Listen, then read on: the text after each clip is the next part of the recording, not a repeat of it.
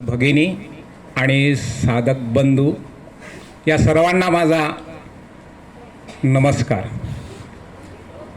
या शिबिराला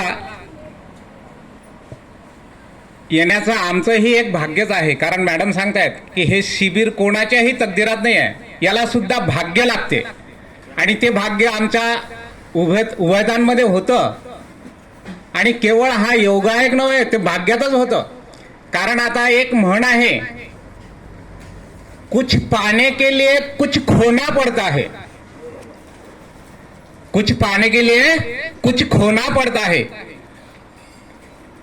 याचा अर्थ असा लावतो मी की हे शिबिर आमच्या तकदीरात येण्यासाठी किंवा मिळण्यासाठी माझ्या मिसेसला त्रास सुरू झाला. ॲसिडिटीचं रूपांतर अगदी पोटात आणि दुखणं एवढं वाढायचं की त्या अक्षरशः रडायच्या. आणि मग दवाखान्यात जाणे, दवाखान्यामध्ये ॲडमिट होणे, सलाईन घेणे, गोळ्या घेणे आणि त्या औषधांमुळे त्यांना जवळजवळ 8 ते 15 दिवस थकवा जाणवायचा. दुखणं बसायचं त्या औषधांच्या पावर असेपर्यंत. परत ते औषधांचं पावर निघून गेला, काही दिवस संपले की परत तसंच. असं 2दा झालं. तिसऱ्यांदा आम्ही मग असं होऊ नये प्रिकॉशन म्हणून मग अकोल्याला गेलो सोनोग्राफी काढायला. सोनोग्राफी काढली आणि त्याच्यात निघालं फक्त ॲसिडिटीचा त्रास आहे म्हणून तुम्हाला असं होऊन आलं. योगायोगाने यांच्या वहिनीकडे गेलो. यांच्या वहिनी म्हणजे यांच्या जुन्या साधिका, आणि त्यांनी ओघामध्ये हा विषय निघाला की भाऊ तुम्ही असं करा ना, तुम्हाला तर खूप आवडते, तुम्ही या शिबिराशी जॉईन होऊन जा. आम्ही त्यांच्याकडे 8 जूनला गेलो आणि 13 जूनला हे शिबिर होतं. बघा काय योगायोगात 13 तारखेचा कसा योग सांगतो. माझी जन्मतारीख 13 जानेवारी. मागचं शिबिर आम्ही 13 जूनचं सादर केलं आणि आजही या जून हे सुद्धा 13 तारखेला सुरू झालं. काय योगायोग म्हणावा लागेल. आणि मग त्यांनी सांगितलं की भाऊ तुम्हाला तशी खूप आवड आहे आणि ताईंचं सुद्धा तो आजार 100% बरा होईल अशी त्यांनी तेव्हा खात्री दिली. आणि तिथून ते मनामध्ये ज्योत पेटली. कदाचित ते जयाताईंच्या मार्फतच पेटली असेल. ती ज्योत पेटली. घरी आम्ही रात्री 7:30-8 वाजता अकोल्यातनं निघालो गाडीने, 2 जण. गाडी चालवता चालवता दोघांच्या मनामध्ये अशा आनंदाच्या भावना सुटू लागल्या. घरी आलो आणि 1 दिवस संपला फक्त. दुसऱ्या दिवसपासून हिनं हिची बॅग भरणं सुरू केली, मी माझी बॅग भरणं सुरू केली. लहानपणी कसा आनंद होता आठवा तुम्ही. आता मामाच्या घरी जायचं, मावशीच्या घरी जायचं, तसा आनंद आम्हाला या शिबिरात येण्याचा पहिला आनंद खूपच होता. इतक्या मनानं इथे आलो आम्ही आणि तेवढाच आनंद आम्हाला ते 5ही दिवस मिळाला. 5ही दिवस मिळाला. आणि इथे आलो. इथे आल्यानंतर ताईंच्या शिबिरामध्ये पहिल्या दिवशी आम्ही जसे पाहुणे कसे खुर्चीत बसलेले आहेत सगळे, असेच आम्ही बसलो. डॉक्टर गीता मॅडम आणि मॅडम म्हणत होत्या जया मॅडम की खाली बसा, खुर्चीतून खाली बसा, तुमचे का ऑपरेशन झालं आहे का. तरी पण आम्ही धीट उठायचंच नाही, खाली मुंडी घालायची, ऐकल्याचं नाही ऐकलं करायचं. खुर्चीतून खाली उठलो नाही पहिल्या दिवसात. दुसऱ्या दिवशी काय परिणाम झाला, गजानन महाराजांची कृपा. दुसऱ्या दिवशी आलो, सकाळपासूनच खाली बसायला सुरुवात केली. अगदी सकाळपासून ना कंबर दुखे ना काही दुखे. नाही तर ह्या जर खाली बसल्या की नाही उठताना खूप त्रास, दोन्ही हाताचा आधार घ्यावा लागे. इतक्यावर तर बसणं शक्यच नव्हतं. ती सुरुवात अतिउत्तम. कोणती गोळी घ्यावं लागली नाही, काहीच नाही घ्यावं लागली. तो आजार यांचा हे सांगतील डिटेल आणखी. पण माझं सांगतो मी, मला 3 वर्षापासून बीपीचा त्रास होता. डॉक्टर रवींद्र चौधरी अकोल्याचे यांनी मला टेलमिकाइन 40 नावाची गोळी दिली. 3 वर्षापासून घेत होतो.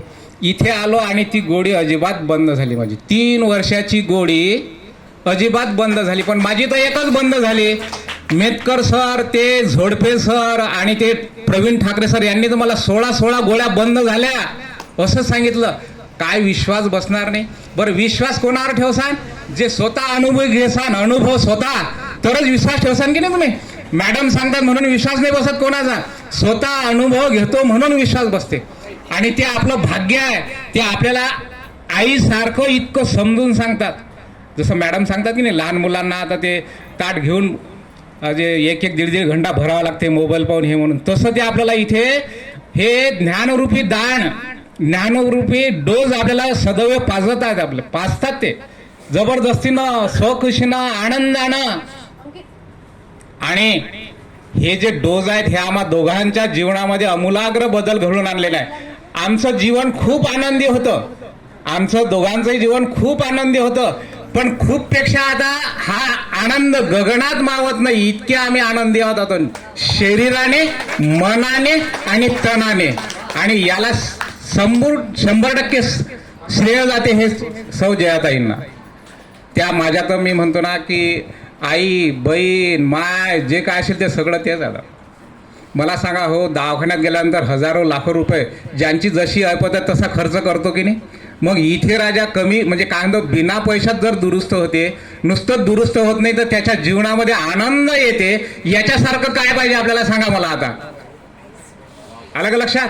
लांबून लांबून लोक येतात, आपण इथे तर हा फायदा घ्यायला पाहिजे. आलं का लक्षात? आमच्यासोबत आमच्या शेजारच्या ताई आल्या, आमच्या ताईच आहेत त्या पण आल्या.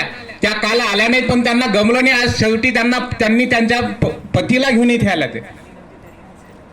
आलं का लक्षात? आता हे माझे अनुभव सांगितले फक्त बीपी.